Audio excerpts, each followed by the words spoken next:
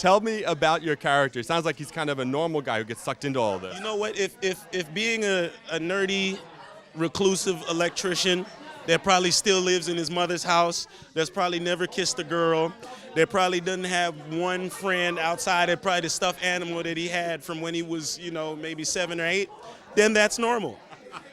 We are at Comic-Con. I would say Ken is a special guy, a special case. He's all those things that I just mentioned. He probably hasn't seen too much in his life. He's probably never done anything too dangerous, to be very honest with you. And Ken, he's a hacker of sorts, an electrician, and I think that's probably what he's most comfortable doing. And then one day, he's just kind of going about his business, doing what he does, and then this crazy woman kills everyone, like, around him.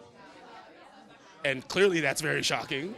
And she takes him on a journey, so to speak, right? So she kind of mistakes him for someone, finds out it's not that person, doesn't kill Ken, and then based on that, you kind of think, okay, well, maybe Ken can kind of find his way from not getting killed, because all the Bart character does is just kill everybody, right. But she doesn't kill him. Right. So you wonder, maybe Ken's doing something right. But I think at the end of the day, it's, I think the Bart character is, develops a friendship with Ken.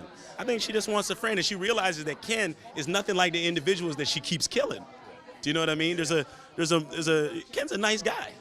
Is he able to trust Bart eventually? How could you trust somebody at first that killed 3 people in front of you the first time you see her? Right. But I think eventually that relationship does develop, and I think trust does definitely come out of that relationship for sure.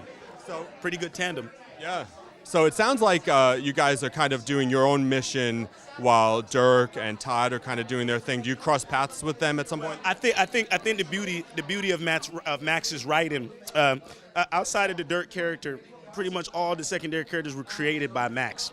So there's multiple storylines going on, and they don't appear as though they connect. But the thing with our show is that we harp on is everything is connected.